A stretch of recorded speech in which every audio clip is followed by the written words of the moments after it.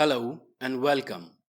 In the previous lesson, we learned about the macro, and in this lesson, we shall discuss and understand about the inline functions.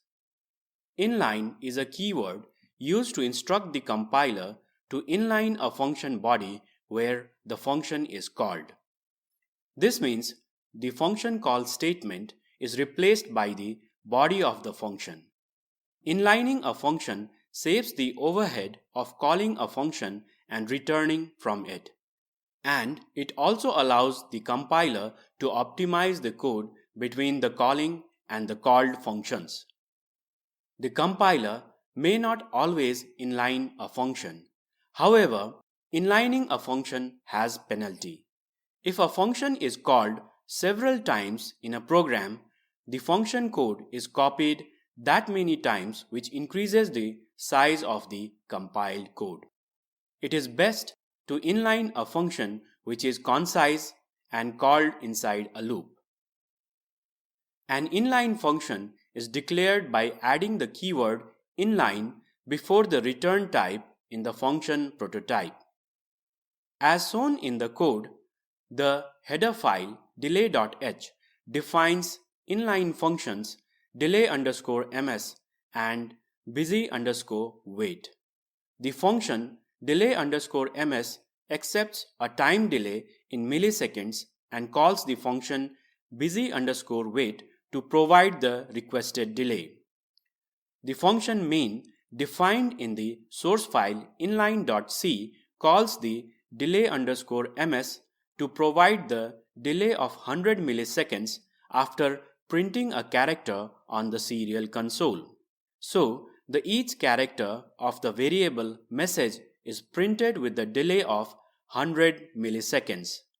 Let's compile and examine the disassembled file to check if the compiler has really inlined the functions delay_ms and busy_wait.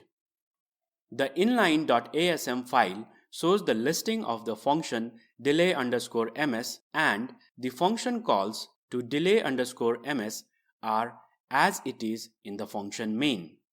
The register pair R25 and R24 loaded with the hexadecimal value 64 is used to pass the parameter to the function delay_ms. The hexadecimal value 64 is 100 in decimal, which is the time delay we wanted to achieve. And the function delay_ms is called using the instruction call to the memory address AA, where the function is stored. We could see these instructions at all the location in program where delay_ms is called. Effectively, the compiler has not inlined the function delay_ms. Let's quickly note the size of the executable file, that is inline.elf, and the flashable file, that is inline.hex. The files have the size 11392 and 2709 bytes respectively. The compiler is free to choose to inline a function or not. Is there a way to force the C compiler to expand the inline function? Yes, the GNU-C compiler can be forced by specifying the always_inline attribute for the function. The code shows the modified prototypes of the functions delay_ms and busy_wait. The argument list of the function prototype is followed by the attribute and always_inline in double parentheses. Let's compile and examine the inline.asm disassembly file. The function delay_ms is listed at the address location AA, and the function busy_wait is inlined in the delay_ms function. But the function call to delay_ms in the function main has been replaced by the function body of delay_ms function. Refer to the highlighted set of instructions. The register pair R25 and R24 is loaded with the hex value 64 using the LDI instruction. The register pair R19 and R18 is loaded with the value 0FA0. Then the assembly instructions defined in the busy underscore wait follows. The register pair R19 and R18 is used to control the loop in busy underscore wait, which is implemented using the instruction SBIW and BRNE. The second set of the SBIW and BRNE instructions implement the while loop in the function delay underscore ms, and the register pair R25 and R24 is used here. And these instructions are repeated in place of call to the delay underscore ms function in all the places in the given program. That means the compiler has inlined the function delay underscore ms. It can be cross-verified by checking the size of the executable file inline.elf and flashable file inline.hex. Indeed, the size of the files has gone up.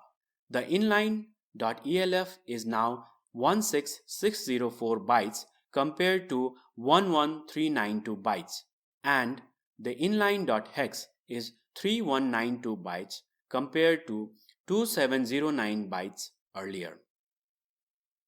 From the discussion, it sounds like the parameterized macro and inline functions are similar.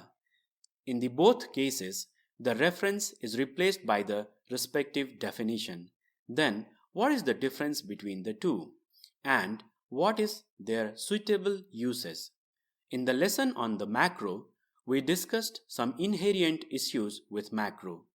The macro is a mere textual substitution, and compiler does not perform the type checking in the case of parameterized macro. The macro does not maintain value semantics. That is, calling the macro with expression x++ or a+1 can be issue if macro is not coded in a certain way. These are some of the drawbacks of the macro which may cause issues at runtime. However, inline functions achieve the same objective, eliminating the issue mentioned.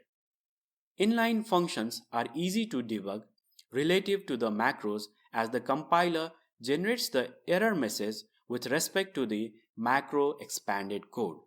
It is recommended to use inline functions instead of parameterized macros, which provide better control over the code expansion and reduces the chances of subtle bugs.